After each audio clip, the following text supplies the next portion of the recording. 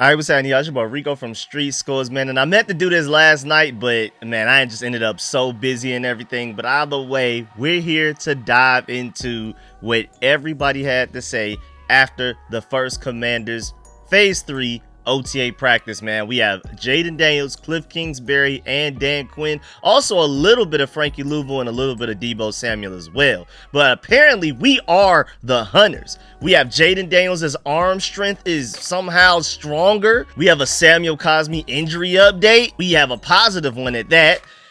Quinn talked about players holding out and also about teams apparently adapting to Jayden Daniels. We also have a little bit of an update for the Ravens joint practice and much more, man. There's so many things that they talk about in this video. I'm going to try to get through it as quickly as possible. But before we get into everything, I have a fun fact for you that I'm going to give you at the end of this video. But before we get into the rest of the video, make sure you stiff arm that like button, stiff arm the subscription button, and stiff arm the bell next to that subscription button so you get notification each and every time I'm releasing an informative and opinion video just like this one. Make sure you stay tuned to all of the content. Really appreciate y'all. And make sure y'all pull up for the Commanders Kings live stream tonight. We're going to talk about everything that went down in OTA's practice yesterday. We're going to talk about a lot of the things that I'm talking about in this video with the press conferences after that practice. And then also the Commanders log came out with the behind the scenes of our 2025 NFL draft that happened last month. We're going to talk about that as well. So make sure you pull up tonight for that. And without further ado, let's go and dive into this video right now, man. Let's get it.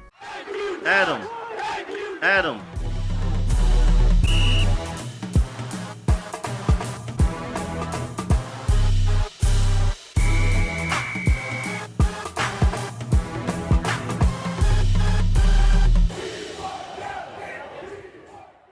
All right, so first of all, if you were wondering like the difference between last year and this year, I mean, just already the hype. The primetime standalone games were tied only with the Chiefs, and I guess depending on how you look at it, you could throw the Cowboys in there as well, as the NFL team with the most primetime standalone games.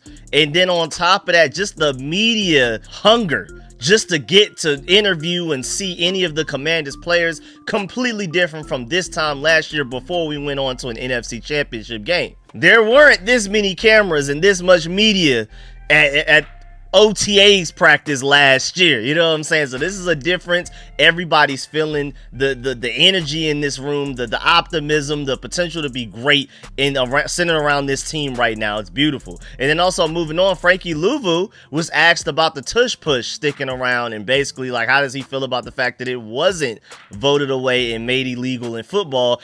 And his mentality was like, I mean, we just got to stop it. You know, what's the point of even complaining about it? And you could tell that he feels like it's a bad play, it's an illegal play, it shouldn't be allowed. But at the end, he didn't say that out loud. You could just kind of tell from the way that he looks and even the way that he started responding. He was like, man, and then just started talking about, man, we just got to stop it. At the end of the day, what's complaining gonna do? We gotta figure out a way to beat it somehow. And so I'm pretty sure the Commanders are cooking up every way possible. Pretty sure a large part of the offseason is going to be spent on experimenting with how do we stop this tush push. And then now moving on to Cliff Kingsbury, because he had a lot of interesting things to say. First of all, talking about Jayden Daniels' arm strength, and said that not only is he stronger in general, but specifically his arm strength is better, no doubt. And shouts out to Brian Manning of Commanders Wire, because he said the theme of Washington's offseason has been quarterback Jayden Daniels' apparent weight gain. That's been what a lot of people have been talking about. I even did a video on it a couple of weeks ago.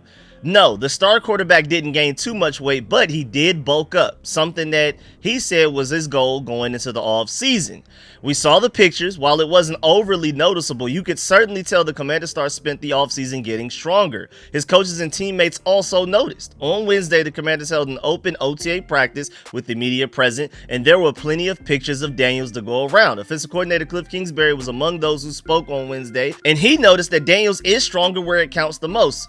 Cliff Kingsbury, the full quote was, quote, I think just through getting older and working out, I don't think it was anything that we really said, hey, you got to be this weight or that weight. I mean, he knows what he has to do to protect himself and where he feels comfortable playing. But the arm strength, it looks better, and you can tell he's stronger. There's no doubt, unquote.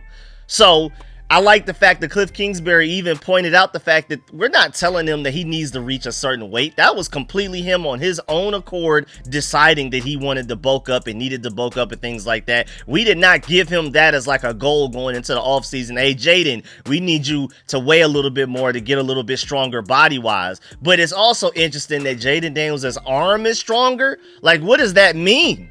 His arm was already ridiculously strong. He was already arguably one of the best deep ball throwers in the NFL already. And then now his arm got even stronger. I mean, the sky's the limit for what Jayden Daniels can do, especially in this Cliff Kingsbury offense, especially with the weapons that we had in the offseason, especially with how much the offensive line got even better going from last season to this season. And then Jayden Daniels' arm strength got better. Yo, I feel sorry for the rest of the NFL, especially the rest of the NFC East is going to have to deal with that 2 times a year. And then also moving on, I don't know if anybody's noticed, and I've talked about this in several videos and live streams, but man, we have a lot of weapons, which also means that we have a lot of mouths to feed. And Cliff Kingsbury even addressed this. He said, quote, "I've never had a great player that didn't want the ball. They're going to be upset.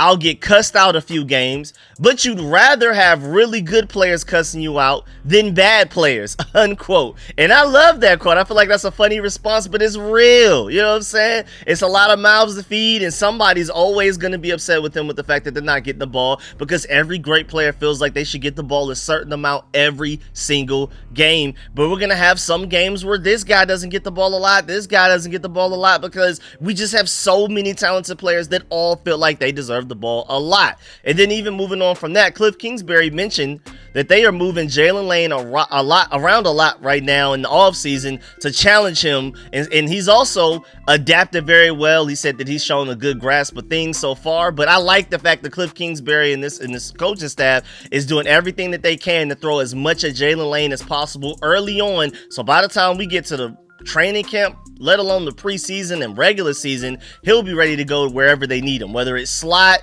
punt returner, outside receiver, the X, Y, the Z, out of the backfield, like he was utilized a lot at Virginia Tech in like a Deebo Samuel-like role. They want to make sure they throw everything at him early to see where he's already mastered, things he needs to work on. That way we can use this entire offseason to work on those specific things rather than just not knowing and then waiting until the last second. So I really like that strategy right there. And then Cliff Kingsbury also spoke on Jaylen Lane in this video right here. He can really roll.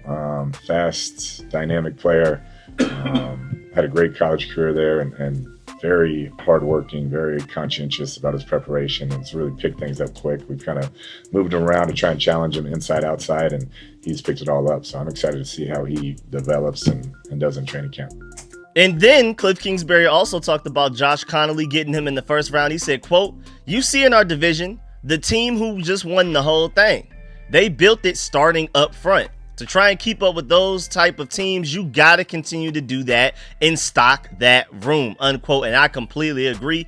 This division is ran through the trenches. We have all of this star power. You could argue we have the best crop of receivers out of any division in the NFL, and all of this, we have a really good crop of quarterbacks, all of that type of stuff. Yeah. But at the end of the day, it runs through the trenches. The Eagles just dominated not only the entire NFL season, but even dominated the Super Bowl as well. I mean, that game was nowhere near as close as the score shows, and that was because of their trenches. You know, more specifically, their Georgia Bulldogs in the trenches, but we're not going to get to that today. But getting back to Cliff Kingsbury, he talked about adding offensive line in the offseason. He said, quote, "The more depth in that room, the better you're going to do," unquote. Because injuries happen. You got to be ready. You need to have startable depth as backups. You need to have guys that could be starting, that are good enough to start, but they're your backups. And I feel like the Commanders have definitely done that very well. Now, going back to Cliff Kingsbury, he echoed Dan Quinn's comments about the offensive line structure.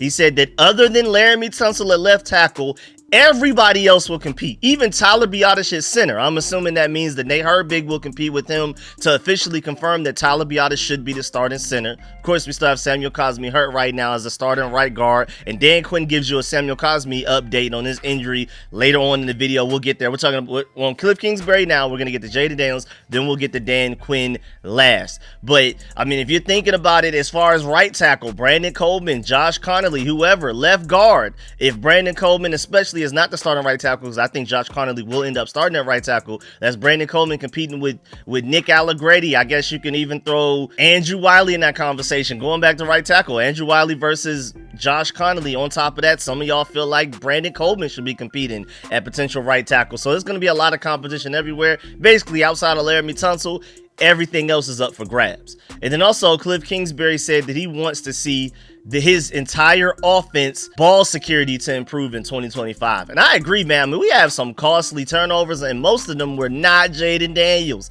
Like, he did not throw a lot of interceptions. I mean, even most notably, that Eagles NFC Championship game, the Austin Eckler fumble, that was after the De'Ami Brown fumble that really hurt once we finally got things going early on in the game. And then the Michael Wiley fumble was really like the nail in the coffin, where it's like, all right, I guess we're not destined to win this game. We're not taking this seriously enough. I guess we just don't really care that much, huh? I guess we came all the way to the NFC Championship game just to hand it over to the Eagles and just literally let them win the game. Not even they earn it, we just let them win.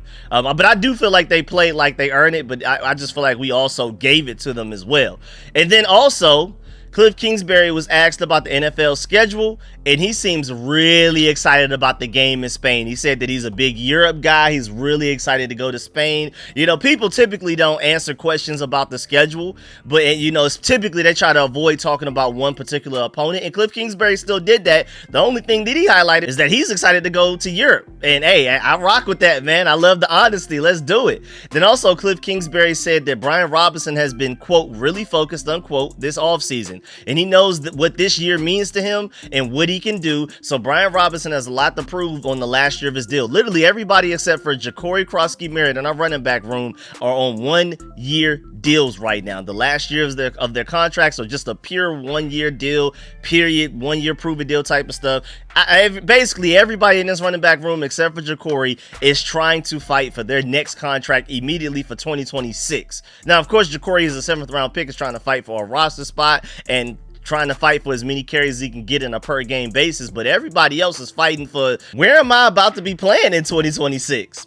And then Cliff Kingsbury talked about Deebo Samuel. He said, quote, one of the best competitors I've gone against as a coach. He has a natural feel for things, unquote. So you can already tell Cliff Kingsbury is really happy to have Deebo Samuel on his side, because he's saying going against them was annoying. I mean, this guy was a true competitor, and so now it's good to have that guy. Instead of going against them, he's playing with you.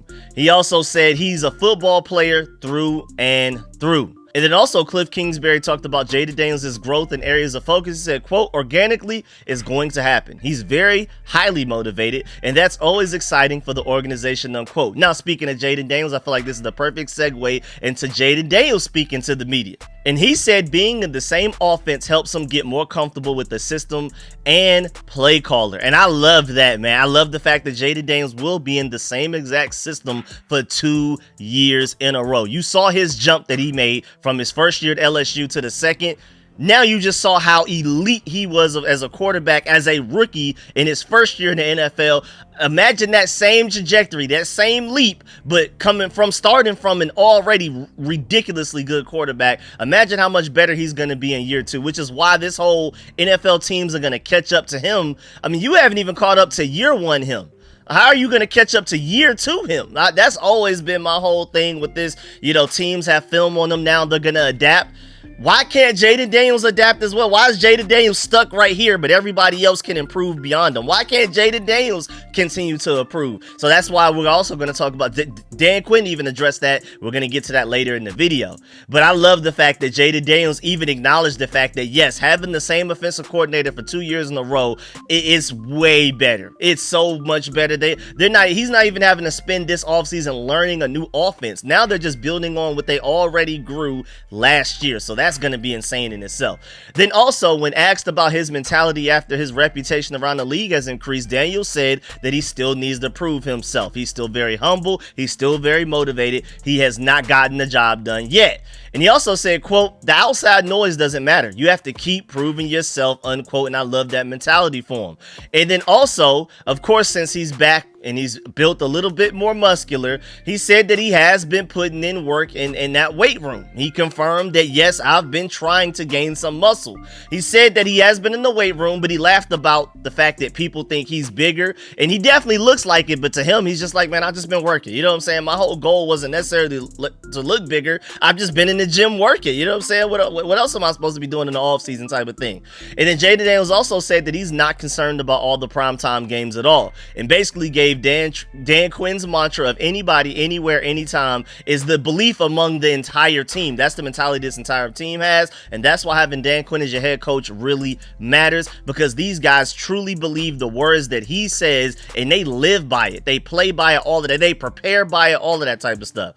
And then also Jayden Daniels talked about the additions on the offensive line. He said that it's exciting to have those two great individuals, and is really ready to work with them, man. He's really excited, man. I mean, this is really his first time speaking publicly since the Washington made their offseason moves to improve the offensive line as much as they did, trading for Larry Tunsil, and then drafting Josh Connolly in the first round. That's a lot of draft capital spent on just the offensive line alone, on top of the fact that they signed Nate Herbig in the offseason, who was supposed to be the starting center for the Steelers last year, but got hurt very early in the season, or right before the season started. But Jayden Daniels said, quote, "Those are good additions that we brought in.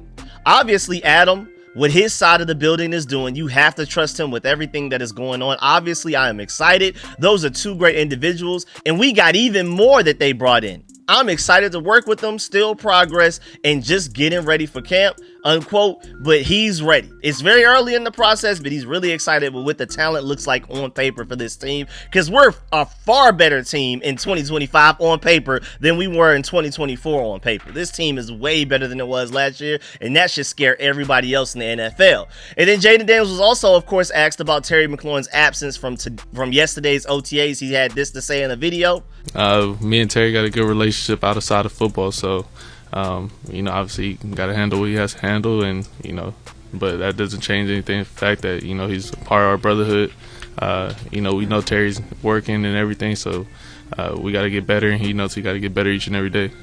So clearly he's not worried about it at all. It's not something that he's just pretty much like, hey, we still got to work. Whether he's here or not, we got to work. I got to go out there and get better. Everybody else has to get better, and we're going to keep getting better whether he's here or not. And he's really not even worried about the contract thing. He basically has the same feeling that Adam Peters has been saying. It'll get done. There's nothing to really worry about. Terry McLaurin is just doing what he needs to do to make sure things get done the right way. And then also, if you wanted to check out more of Jayden Daniels' interview at the press conference, of course, he talked about what he's focused on year 2 of OTAs versus year 1. Like, what's the difference? He talked about putting on muscle, talking about proving himself each day in every session. And he also talked about that he's not looking for fame. He said, quote, "I'm a very introverted individual." You can go check out that long clip on NBC4 Sports on Twitter. And then also, before we move on to Dan Quinn with a little bit of Deebo Samuel right before, Seawall Sports, shouts out to her too, because she asked him, of course, Jayden Daniels lost a very close brother and friend in Kyron Lacey,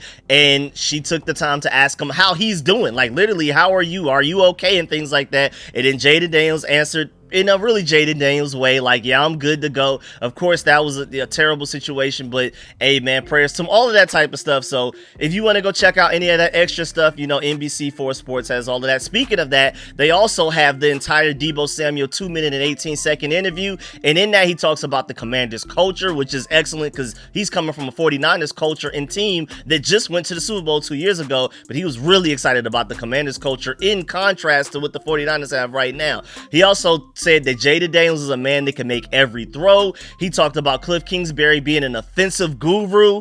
He acknowledged the fact that Terry McLaurin was not there, but of course, just like everybody else, not worried about it at all. He talked about getting in better shape. He sounds like he's motivated. He looks like he's in better shape from everybody that was there at the practice yesterday. Talked about Dan Quinn and Adam Peters as leaders of the team and things like that. He seems very excited to be a part of this new chapter of his career and a part of what the Commanders have going on. Now, moving on to Dan Quinn for the final part of this video, when he was asked from Scott 7 News, "Last year you were the Hunters." And before he could even finish the question, Dan Quinn stopped him.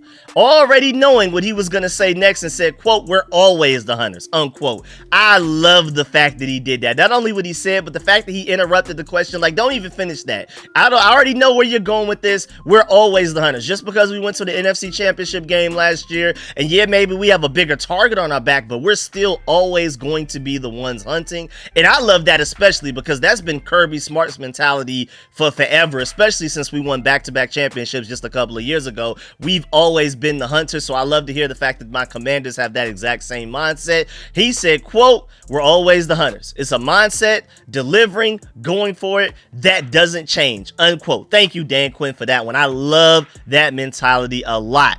Also, it's unknown if anyone's absence is literally contract related, although Terry McLaurin's most likely is, but Dan Quinn did not appear concerned about the Terry McLaurin situation either. He said, quote, "Yeah, just make it a point to stay in touch in season, off season, and just make sure that, my job's to make sure, everybody's hitting the right markers of what we're doing.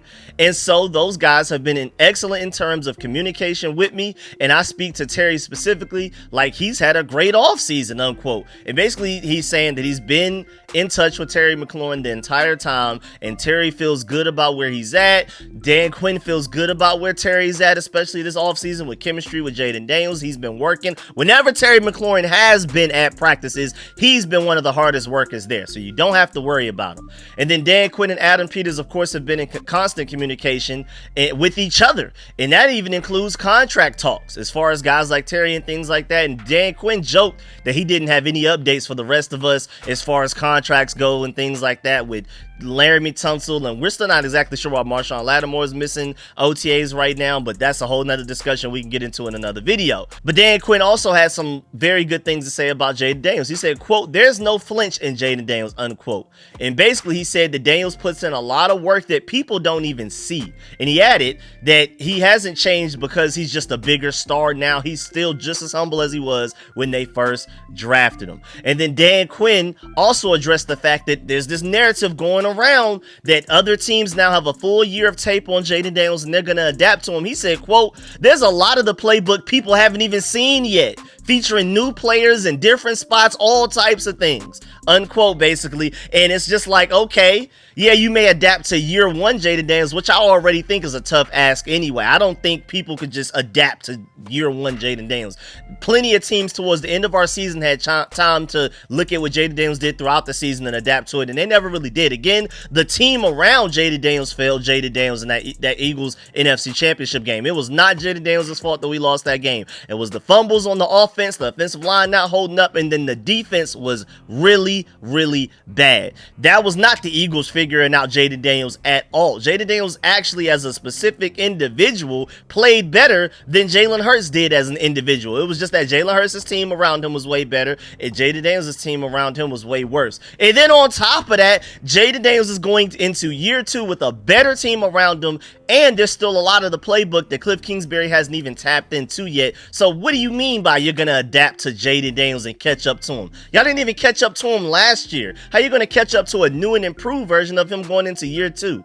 And then he even had a video talking about his quarterback, of course, Dan Quinn, right here. I know he's worked hard through the offseason, but he's just in command of things that he wanted to work. He and his teammates, they've really put in a lot of work together. I'd say that probably is just spelled excellent job in terms of like the attitude of the guys and their work, to really put it in. You can sense when people are going for it, and he's certainly one that is. And then he also had a Samuel Cosmi update as well. He said, quote, "Sam is doing excellent. Like, he has really put the work in. He's hitting all of the markers that he's supposed to. We're not going to miss one step along the process, but it starts with him, man. Like, just the everyday intensity that goes with it. There's like a work mindset that comes out of that. And like, that's important because that's who Sam is. And he's off to a really strong start, hitting all of the markers he's supposed to up to now, unquote. And so basically Dan Quinn said a lot without really saying much there. That's typical coach speak, but he didn't say Cosmi suffered any setbacks or mention how long Samuel Cosmi will be out. But at the very least, we know he's been doing really well. And it's only been 4 months since Samuel Cosmi suffered his injury, so he's nowhere near full return yet. However, it sounds like at the very least, he's on the right path. Again, he has had no setbacks. And when Dan Quinn says Cosmi is hitting all of the markers, that's of course a really good thing to keep in the back of your mind. Does that say he'll be ready by week 1? Not necessarily, but he's on track to get back as soon as he possibly physically can. And then Dan Quinn also talked about retaining all of the coaching staff. He said, quote, "It's a really big deal. It's pretty rare," unquote. And I agree with both statements. Both statements are big explanation points for me. It's really rare. Let's first talk about that. Going to the NFC Championship game and then like 90-something% of your coaching staff returns next season is insane. That's unheard of, especially when you have a lot of former head coaches, former offensive coordinators, defensive coordinators taking smaller roles here. They're just the Anthony Lynn, former head coach, is your running backs coach right now. Kid Norton Jr. used to be a defensive coordinator. He's only your linebackers coach. Tavita Pritchard and David Blower getting all of this same treatment that Sean McVay and Kevin O'Connell were getting when they were like lower roles before they became offensive coordinators. Everybody's hyping them up to be like the next Ben Johnson, the next Sean McVay and things like that. We somehow kept all of those guys as well. That's really rare. And then also it is a really big deal. Again, like we spoke on earlier, the continuity, even just from Jayden Daniels being able to stay with Cliff Kingsbury,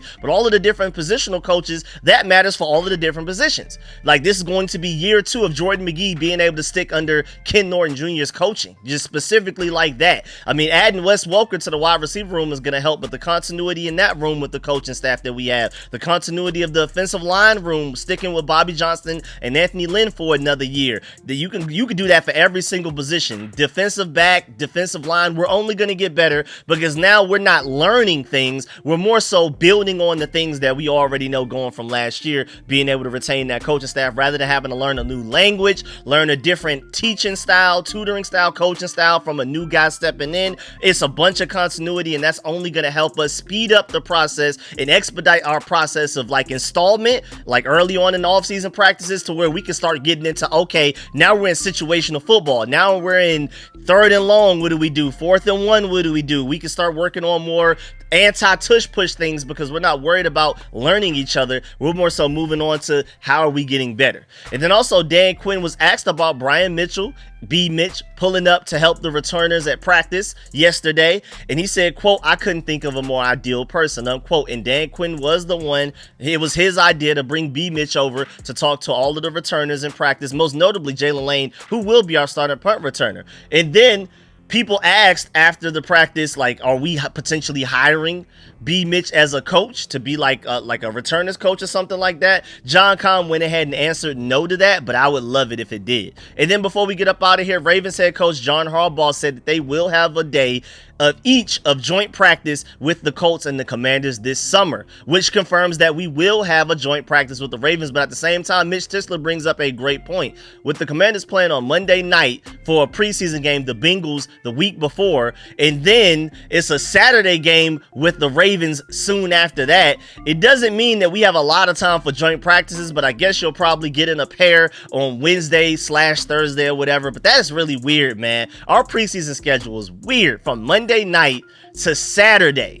That is a really weird preseason schedule, man. And then we got to fit in a joint practice with the Ravens in between those 2 games. That's insane. I'm still happy that we have the joint practice, but that is crazy. But yeah, man, that's the end of this video. Please get in the comment section. Let me know if you about everything discussed in the video. Please stiff arm that like button, stiff arm the subscription button, and stiff arm the bell next to that subscription button so you get notification each and every time I release an informative and opinionated video just like this one. Make sure you stay tuned to all of the content. Really appreciate y'all for supporting the videos. If you made it this far in the video, I salute you. Really appreciate you. Make sure you leave a like on the way out. And your fun fact of the day: with 89 tackles for loss, the Commanders tied for 6th among all NFL teams in 2022.